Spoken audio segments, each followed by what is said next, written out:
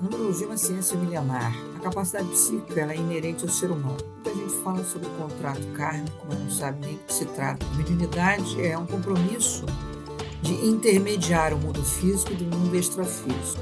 Ninguém quer saber da verdade, principalmente uma verdade que incomoda.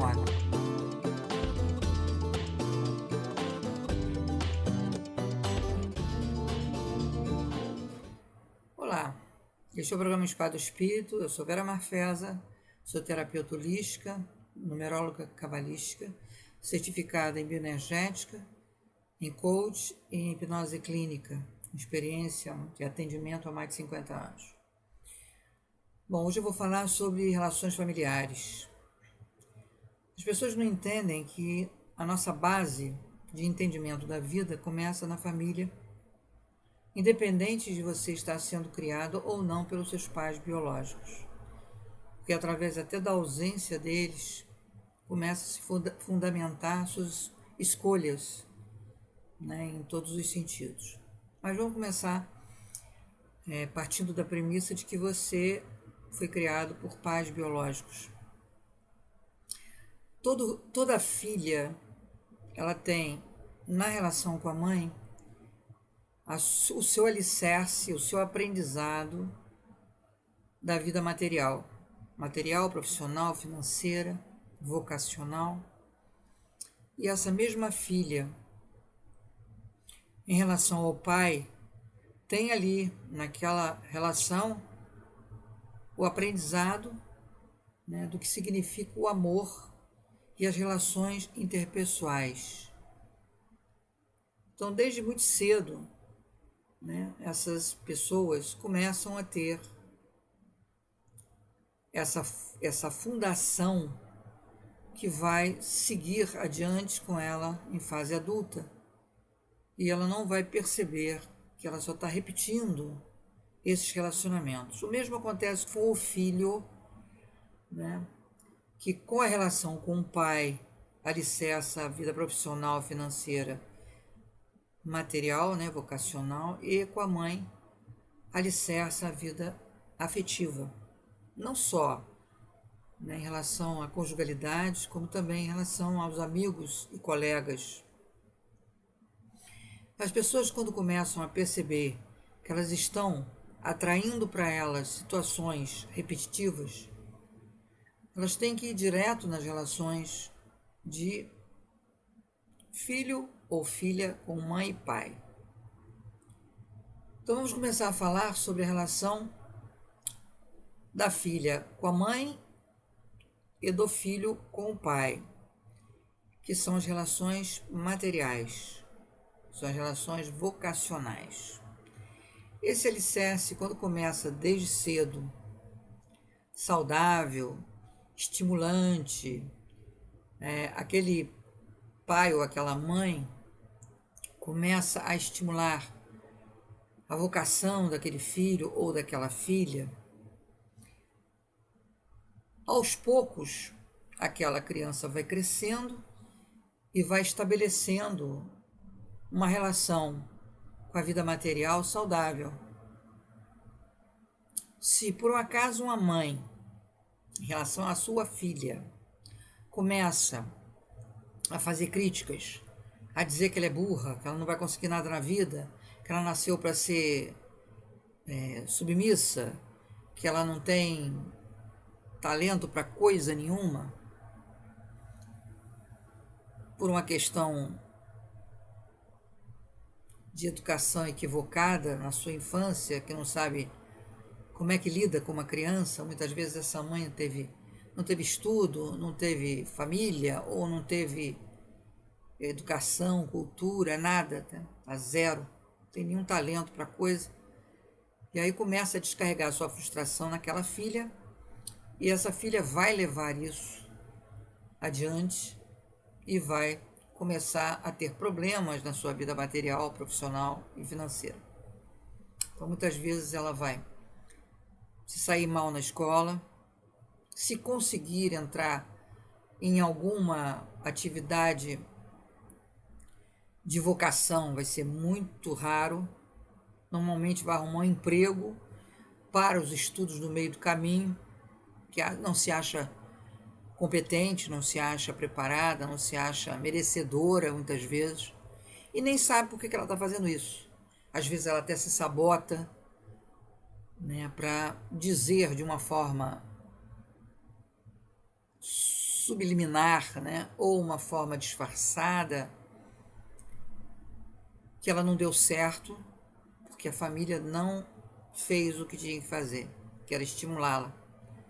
Eu já vi situações tão graves em relação a essa questão de você ter a fundação bem alicerçada, né, bem construída para o futuro, que eu já vi um rapaz de 19 anos criado pelas babás de um casal rico, que teve o filho, talvez para mostrar para a sociedade ou para a família, e foi viver sua vida de namorado por aí.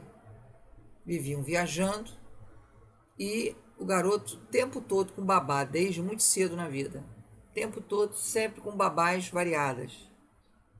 Então, que alicerce é esse que esse garoto teve em relação à vida material ou à vida de estudante, né?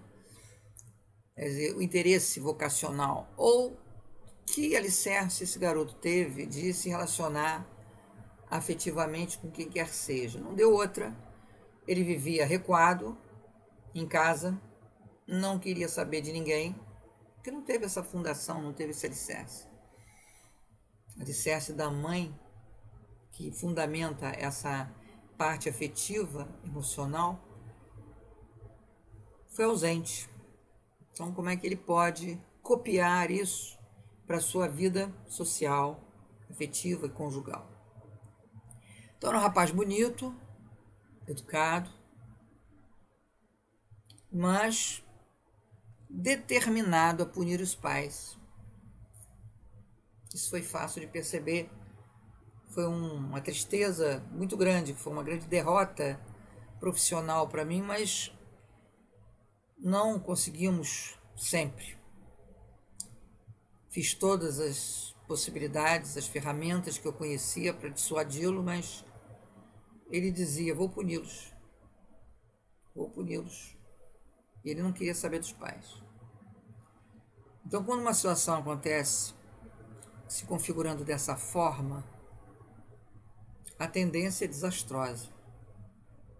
Tem gente que se automutila, tem gente que se enfia nas drogas, as bebidas, começa a enveredar pelo crime. Para o quê? Para punir os pais de não ter dado a ele ou a ela aquilo que ele precisava para poder ir saudavelmente para a vida. Esse rapaz esperou a família sinalizar que iria voltar da França num domingo, possivelmente à tarde. Eles iam pegar o avião da manhã em Paris, iriam chegar no final da tarde, início da noite. Preparou tudo estrategicamente para ficar pendurado na corda de um lustre no meio da sala. Quando eles abrissem a porta, dariam de cara com o corpo dele pendurado. Ele preparou tudo. Não sei se deixou alguma carta, alguma coisa, não lembro. Porque a terapeuta dele, que é a terapeuta que já estava com ele há um tempo, que não estava conseguindo nenhum avanço, pediu para eu tentar ver se furava esse bloqueio, né? Mas ele não estava com obsessor, não estava com magia, não estava com nada. Ele estava sem alicerce e determinado a punir os pais. Bom, isso é uma situação extrema, crônica, que a gente chama. Mas tem variáveis no tema. Então, aquele filho ou aquela filha que se relaciona com o cônjuge de mesmo sexo, quer dizer, a filha com a mãe e o filho com o pai, se não tiver um bom alicerce para fundamentar a vida material, vai começar a fazer tudo isso que eu já disse. Se sabotar, não ir bem nos estudos, ter uma baixa autoestima profissional como competência, de achar que não consegue nada, não nasceu para fazer nada, não sabe o que está fazendo aqui, não sabe da sua vocação, e se tem alguma sensação de que tem uma habilidade, vai olhar aquilo e dizer, não vou conseguir, não sei fazer, bloqueia mesmo, e a pessoa às vezes tem um talento maravilhoso para várias coisas, mas ela simplesmente diz não. Por quê? Porque ela está com toda aquela orientação da mãe ou do pai, estabelecendo a sua incompetência, porque foi desestimulado, criticado. Muitas vezes, aquela criança, por exemplo, a menina cuja mãe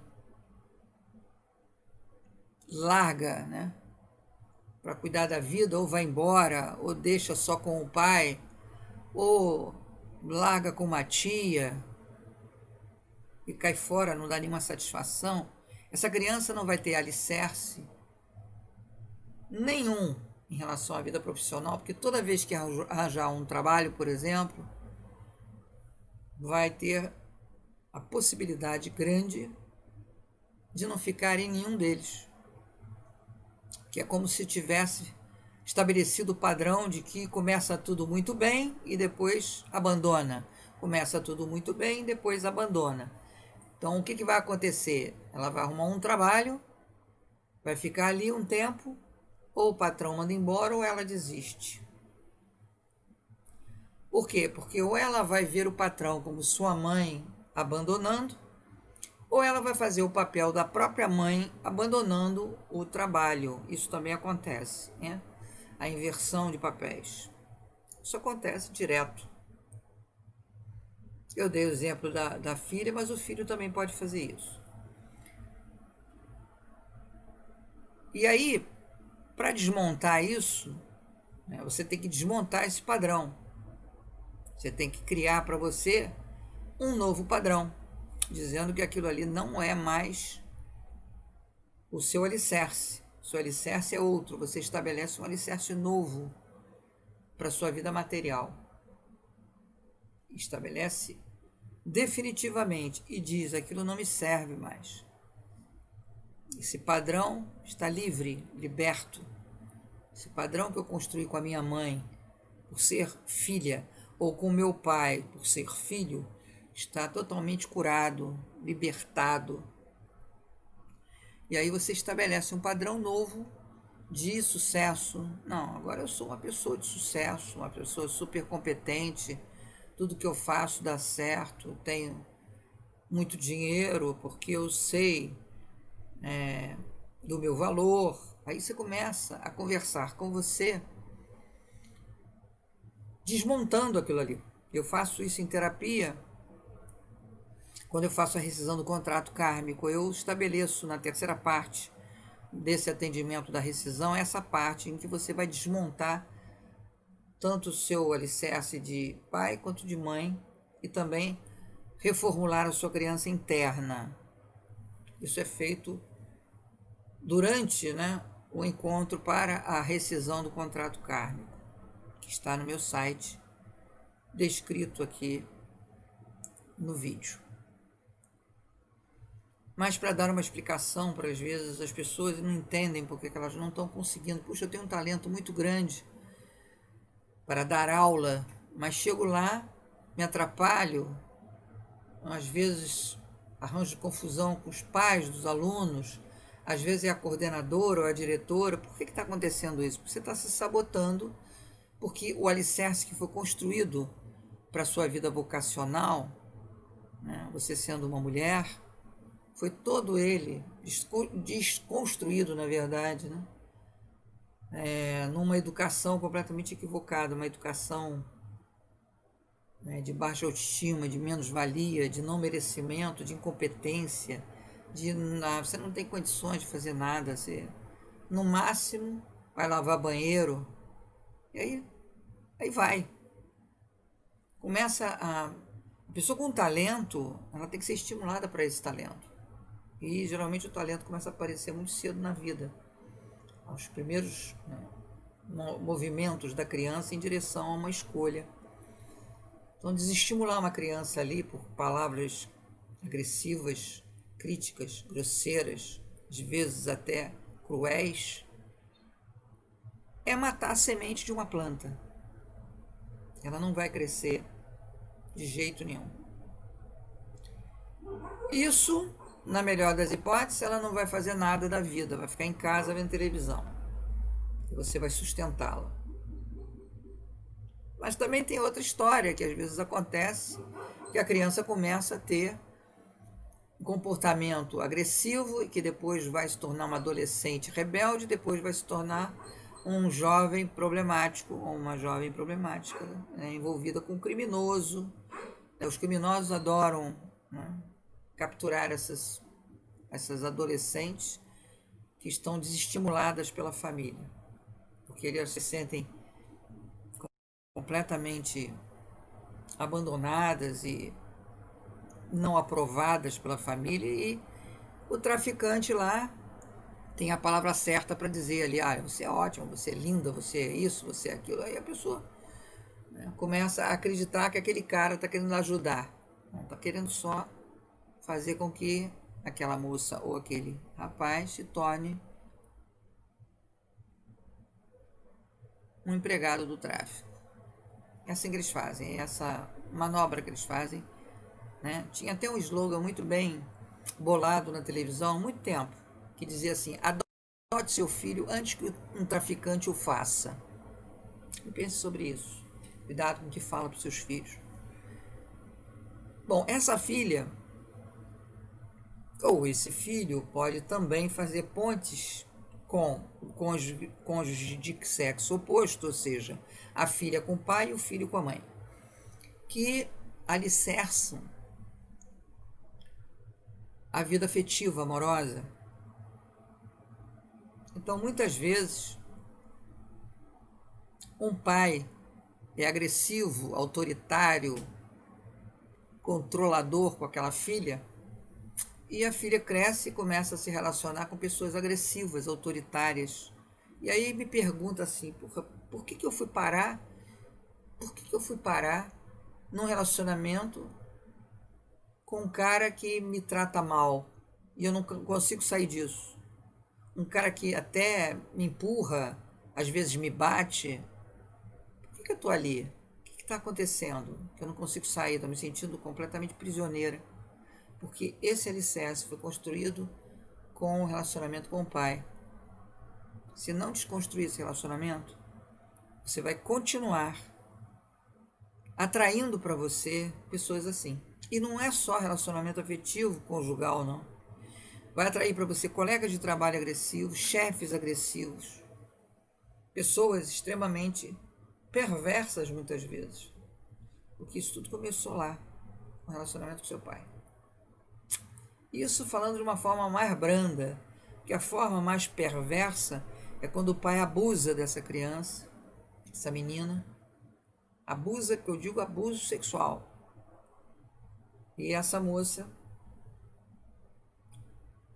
acaba se tornando, né, porque desde criança está sendo abusada, alguém que se desvaloriza e se sente culpada. Porque toda vez que acontece isso, de um pai abusar da filha, essa criança vai crescer com o sentimento de que é culpada de ter acontecido aquilo. Muitas vezes culpa a mãe por não ter defendido ela, que aí desmorona totalmente a vida profissional, porque aí é um alicerce, né, que respinga dos dois lados. E essa menina vai crescer achando também que não consegue nada na vida porque ela não é merecedora de coisa nenhuma.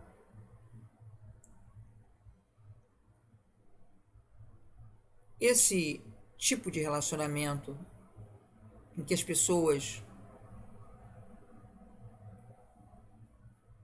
replicam, elas copiam o que elas aprenderam na sua casa, é tão é tão forte que até as relações que são excelentes, vou dar um exemplo, mas que elas interrompem no meio do caminho, podem causar um dano também grande. Se a pessoa não entender o que está acontecendo.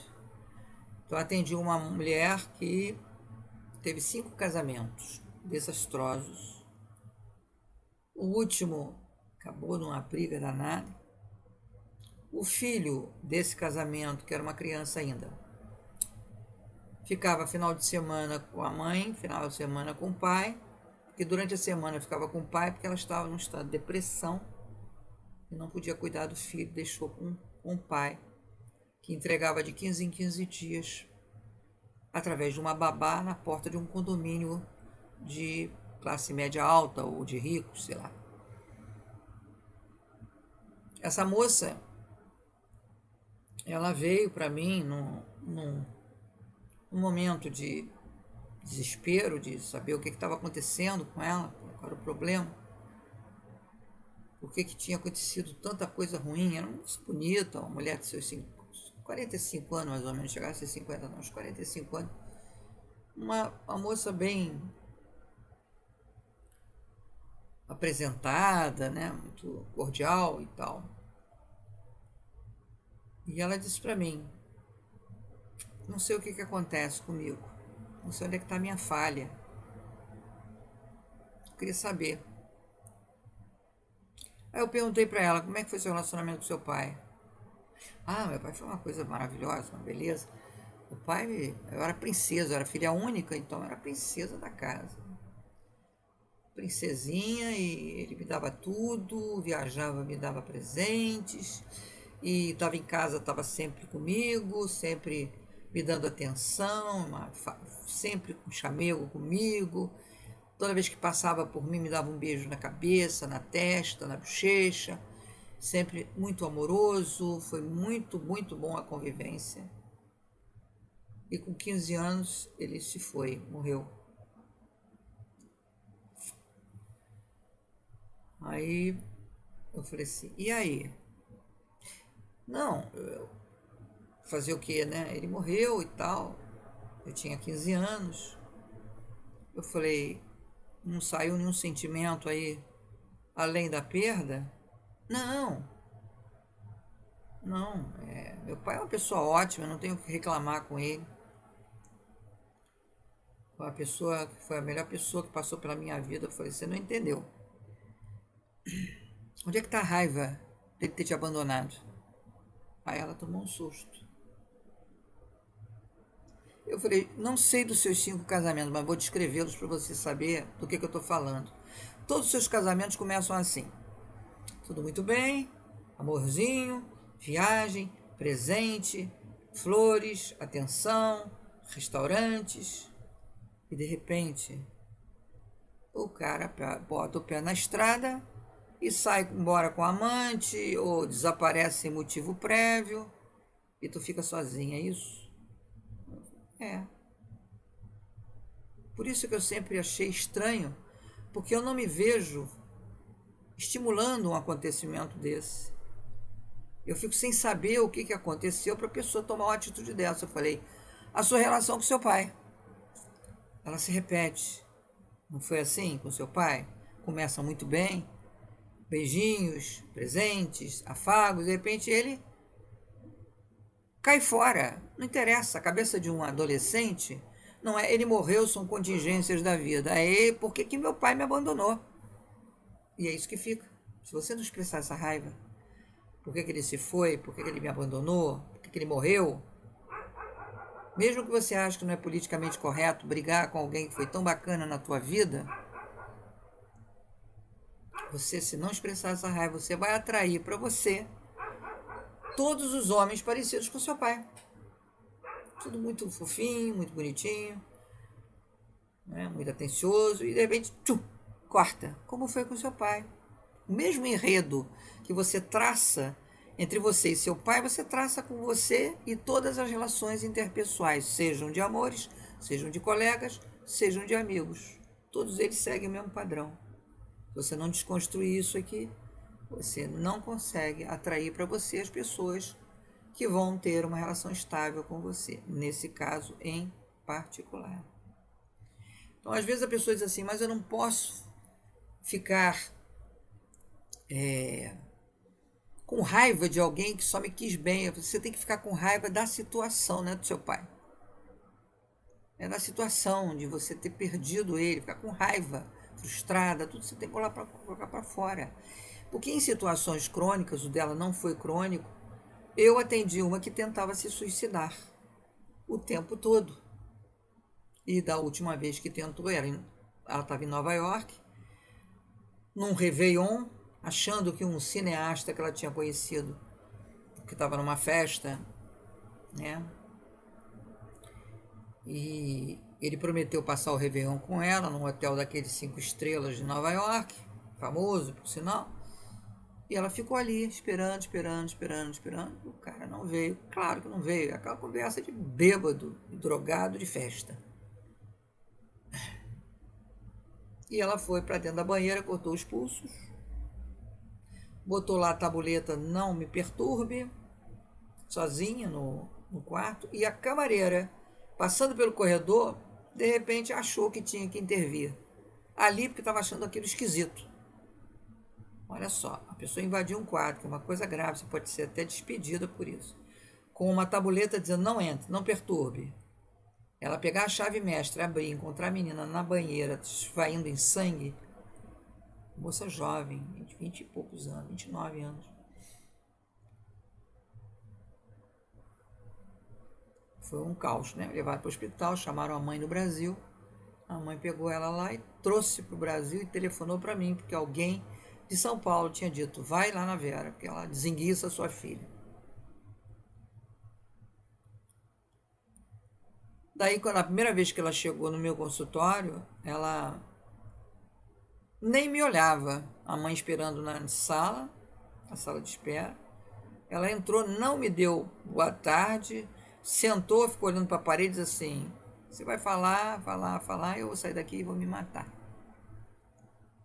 A primeira coisa que eu tive que fazer com ela, eu disse: olha, eu sou uma pessoa que tem capacidade psíquica expandida, então sou vidente desde criança. Então é o seguinte, já cuidei de muitos suicidas, né? Que assim, já tinham conseguido o seu intento, estavam já do outro lado. E eles diziam a mesma coisa: se eu pudesse voltar atrás, não teria feito isso, porque eu estou aqui perambulando, não sei para onde eu vou. E é o que vai acontecer, você vai ficar perambulando durante o tempo que for, até você acordar, até você perceber o que você fez e por que fez. Enquanto essa ficha não cair, você vai ficar aqui, né, passeando, né, nas sombras. E foi a hora que ela me olhou, ela falou assim: é isso que acontece? Eu falei: com certeza, porque eu cuidei de muito suicida que veio pedir ajuda na minha casa. Pessoas, inclusive, até conhecidas, que se suicidaram. Daí ela prestou atenção. Eu falei: escuta, como é que foi o relacionamento com seu pai? Ah, meu pai é uma pessoa ótima. Nossa, ele é um comerciante do exterior, né? Faz comércio exterior, muito bem sucedido, riquíssimo. Meu pai é bilhardário. E ele vai, né, ele compra Barbie para mim em todos os lugares que ele vai, ele lembra de mim, ele traz uma bonequinha. Eu tenho 300 Barbies na minha casa e eu tive que reservar um dos quartos só para as Barbies. Ele é uma máxima, ele me deu 1/3 da fortuna dele, eu não preciso trabalhar até morrer. Tanto é que eu estou pelo mundo aí atrás até da banda do Iron Maiden, me enturmei com eles porque eu subornei os seguranças, acabei entrando e tal. Tenho dinheiro, entro, né? Faço o que eu quiser. Sou aceita. Né? Na época que esses caras andavam de ônibus, agora eles andam de avião. E ela disse: poxa, minha vida é bater perna por aí. Eu falei: você nunca pensou em fazer algum tipo de caridade, solidariedade? Você tem muito dinheiro, então você tem o tempo inteiro para, né, sair por aí, ver os lugares onde precisam de apoio, de ajuda, comprar uma panela grande, comprar cobertor, comprar não sei o quê. Poxa, esse dinheiro você nem vai ver sair da tua conta, porque é ínfimo diante da fortuna que você tem. Ela não falou nada. Daí eu falei para ela, olha, o seu problema é com o seu pai. Sabe por quê? Porque você não consegue dizer para ele que tudo aquilo que ele está fazendo por você não é o que você quer. Você quer carinho, atenção, você quer que ele vá com você nos lugares, você quer apresentar ele a suas amigas, mas ele nunca está lá. Ele só está viajando e quando volta te dá uma Barbie, que é um famoso cala a boca. Cala a boca. Fica aí com a Barbie. Como é que você vai brigar com uma pessoa assim? Que é uma pessoa que já te deu até a riqueza dele. Não preciso trabalhar o resto da vida, né? Posso fazer uma série de coisas. Só que você está indo para cima e para baixo e não está resolvendo nada da sua vida. Cada vez você se afunda mais, porque você fica dependendo do afeto dessas pessoas, como dependeu do afeto desse cineasta, que não veio. Um afeto que não apareceu. Um afeto que não surgiu quando você precisava. Como ela tinha revelado que os pais já estavam separados, pior ficou. Já estava ruim, pior ficou. Eu fazia um trabalho antigamente que não faço mais, que era canalizar pai e mãe e a criança interior. Então, eu trazia a imagem de pai e mãe que estava na pessoa para poder ter chance de conversar e fazer suas queixas e poder de se libertar através do perdão mútuo e tal. Muito cansativo. Às vezes eu volto a fazer, mas nesse momento não estou fazendo mais. Muito desgastante, cansativo. E fiz. Canalizei o pai dela, que é a imagem, não toquei no campo dele, obviamente. Não entrei no campo físico de um homem que não vai, que não teria me permitido fazer isso. Eu entrei na imagem que ela tem do pai dela. Daí comecei a falar. Ela começou a me olhar. E aí ela começou a se queixar. Mas pai, eu quero... Você é uma pessoa bacana, mas você não está fazendo o que eu quero. Aí começou a falar. Começou a falar. E começou a falar tudo aquilo que ela não conseguiu falar a vida inteira. Começou a chorar, começou a brigar, começou a se alterar, começou a gritar. Eu tinha falado para a mãe, olha, se ela começar a gritar lá dentro, chama os bombeiros não, que está tudo sob controle. Ela começou a gritar dentro do meu consultório. Não quero nada disso, não quero essas porcarias dessas Barbies. Brigando feio mesmo. E aí ela relaxou, acabamos nosso trabalho, a mãe levou para casa. Ela estava com o carro esperando, né? Que ela estava com o carro, motorista particular esperando. E ela disse o seguinte, ela telefonou de noite para mim. Isso foi de tarde. Que eu atendi ela, quando foi de noite, mais 9 da noite, mais ou menos, ela me ligou, me pediu 1000 desculpas. Tá ligando aquela hora, mas ela tinha ficado impressionada, porque ela dali saiu na intenção de voltar para São Paulo com a mãe, porque eles tinham vindo no Rio de Janeiro especificamente para serem atendidos por mim. Mas ela disse, toca para casa do meu pai, em Niterói. E falou para a mãe, olha, aguarda aí que eu já volto já. Entrou lá, bateu a campainha, tava ele, a mulher nova, né? A mulher atual, ela falou para mim assim no telefone. Eu olhei para ela e falei assim, a conversa não é contigo, é com meu pai. O pai não entendeu nada, ele falou, podemos falar num lugar reservado? Eu disse, vamos lá pro meu escritório. Fechou a porta. Tudo que ela tinha falado para mim, quando eu estava canalizando a imagem do pai, ela falou pro pai, ela me contou no telefone. Olha, Vera, eu falei tudo, aquilo tudo que eu descarreguei, falei alto, gritei, tudo que eu fiz no seu consultório eu fiz com ele. E tudo que você falou para mim na hora que a gente estava conversando no consultório, você canalizando meu pai, ele falou para mim. Eu tomei um susto porque eu olhei para ele e falei, nossa, tô vendo a Vera na cara do meu pai. A Vera tá aqui. Fiquei meio confusa, inclusive, porque ele estava fazendo a mesma narrativa. pedindo desculpas, pedindo perdão, começou a chorar, foi uma choradeira danada. Conclusão, nos reconciliamos. Eu falei para ele que eu o amava, mas eu queria um pai para mim. Que isso é que estava no meu garganete, né, como se fala. E ela compreendeu no telefone que, como ela não estava conseguindo fazer com que a raiva sobre os fatos, né, que estavam ocorrendo não conseguia ser exposta, porque o pai era uma gracinha. Como é que eu vou fazer isso com meu pai, que é uma gracinha? Descarregar essa lixarada em cima dele. É uma gracinha, ele não merece isso. Só que ela vira para ela. Se você não descarrega a tua raiva para fora, você vira a raiva para você.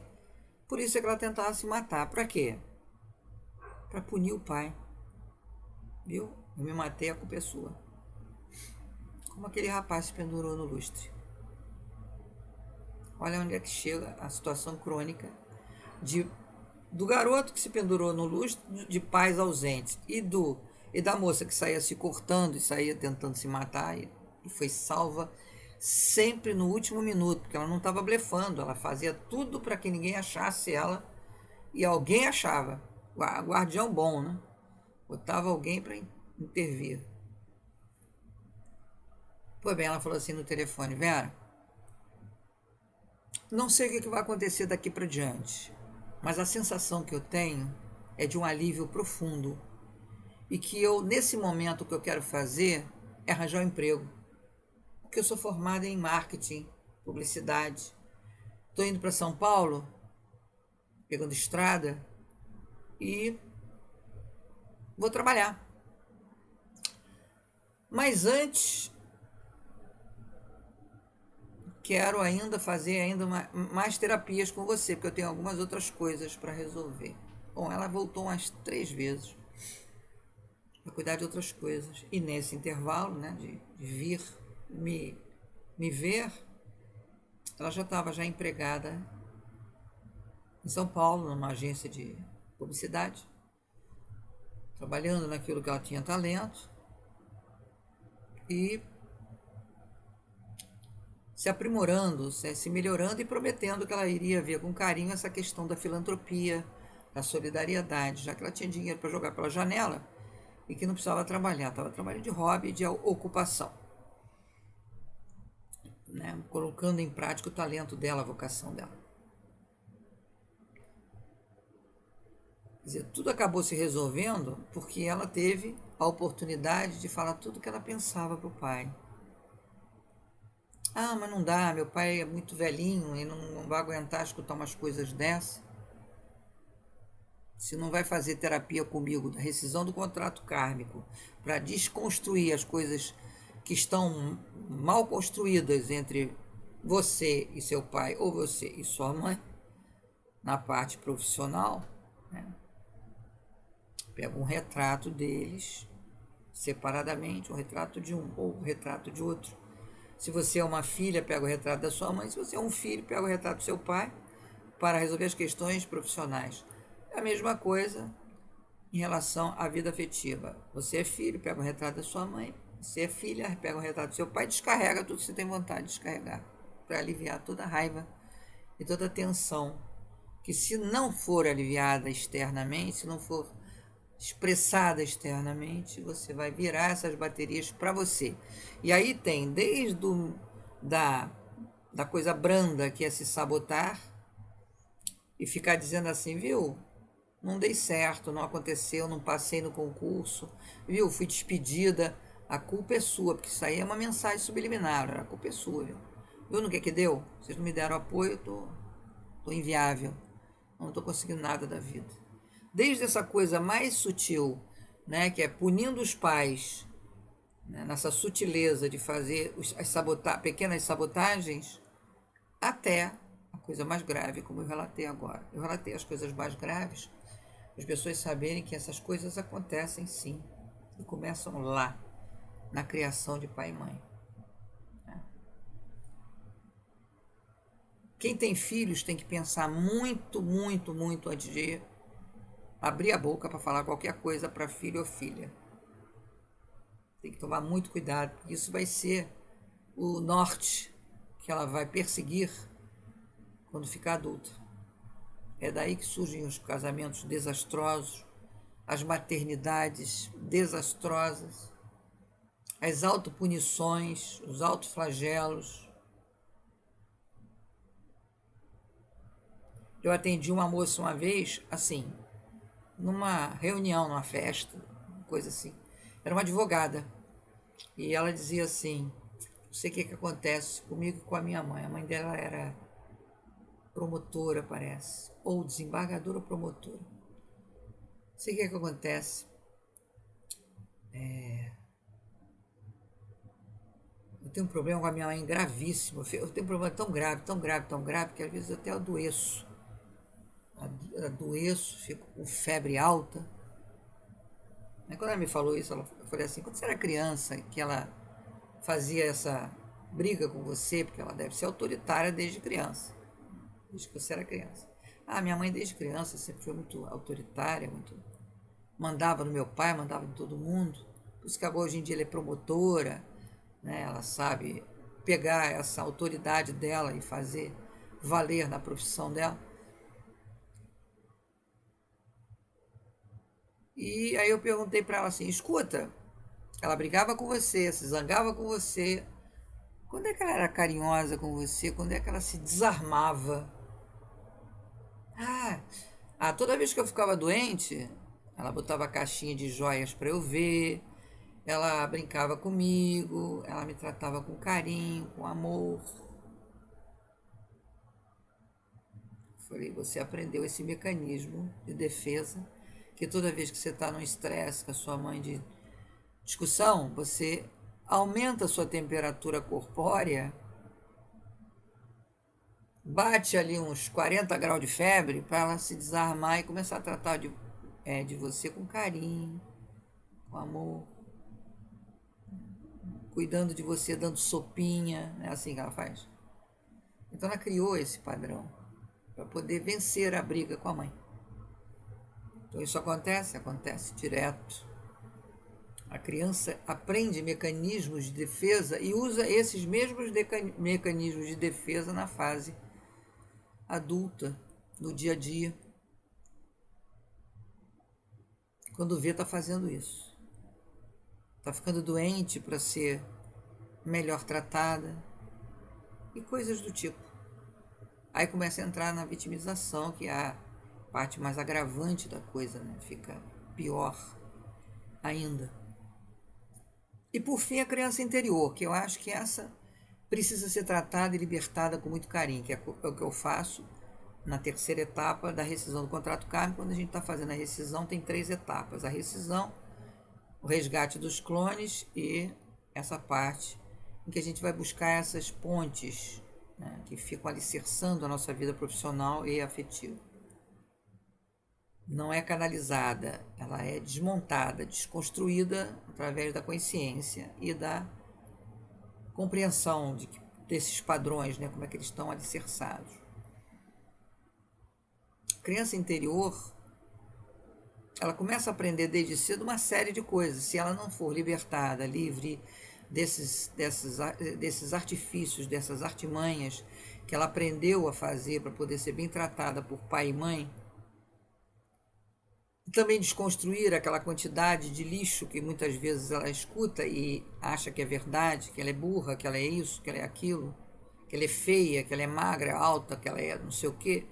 E aí ela incorpora aquilo como uma verdade e vai perseguir aquilo no dia a dia com as pessoas, fazendo com que elas façam o papel de pai e mãe, falando aquelas coisas que ela escutou.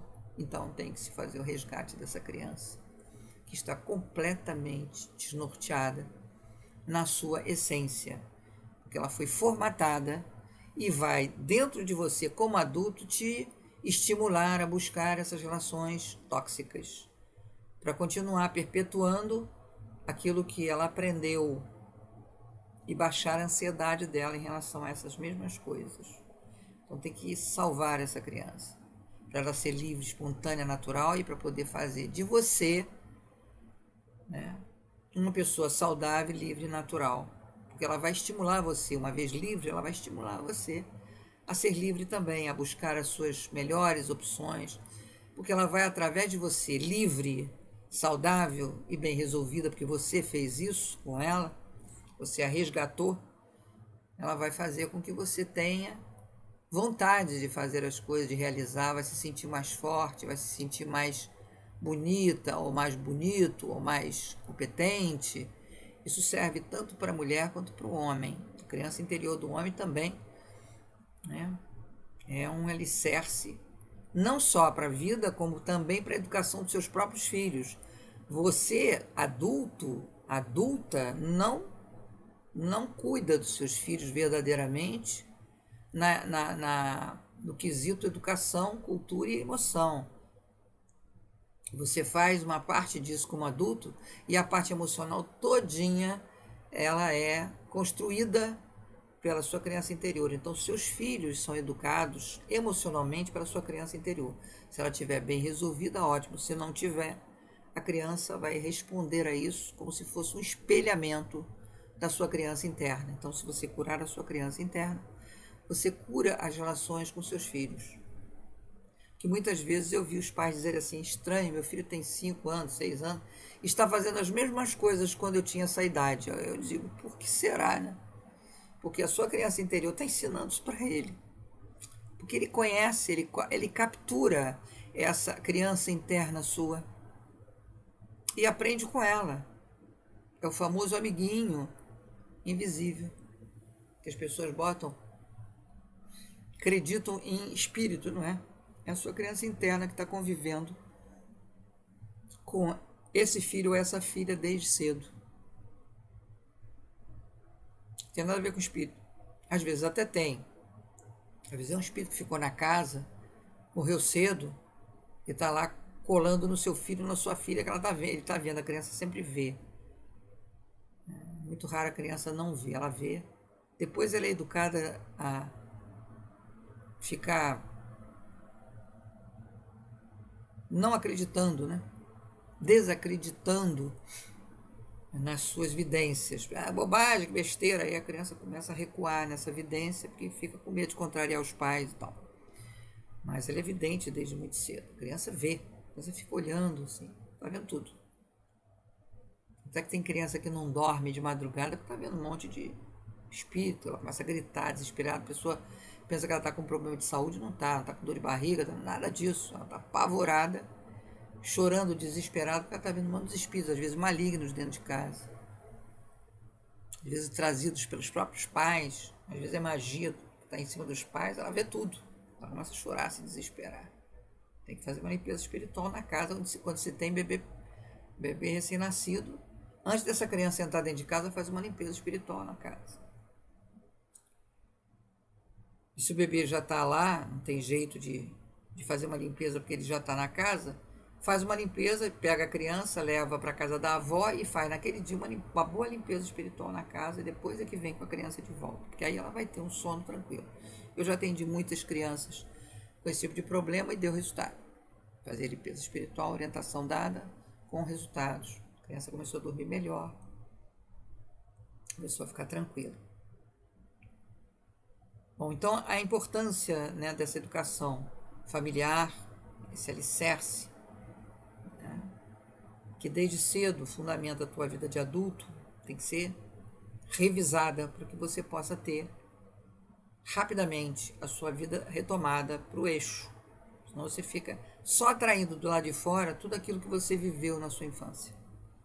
E o que está do lado de fora é a réplica do mesmo enredo que você viveu na sua infância. Se você fizer um paralelo, você vai ver que isso é verdade, isso é real. Então, se não cuidar desses alicerces e dessa sua criança interior, você vai ser uma pessoa se arrastando pela vida, buscando a aprovação dos outros, né? Buscando a tentativa de se relacionar com as pessoas para se gostar através delas, né? Buscando aumentar a sua autoestima porque está buscando um emprego que as pessoas elogiem. Isso é uma furada, isso não vai existir. Você tem que fazer isso com você. Aí sim, as coisas vão ficar muito mais expressas pela verdade do que na tentativa de botar ali mertiolate, colocar ali band-aid. Isso é band-aid, é esparadrapo, isso não conserta nada. Isso é uma tentativa de se sentir melhor por 10 minutos. Depois volta tudo ao normal. A pessoa se sentindo com baixa autoestima, menos valia, daí para uma depressão é um pulo, né, uma autodesvalorização. Então pense sobre isso, reflitam, né, sobre as vidas profissionais e afetivas que estão regendo a sua vida e vejam se não tem a ver com o alicerce que foi construído quando você era criança, ok? Então desejo boa reflexão, né, e vamos em frente com novos programas do Spa do Espírito.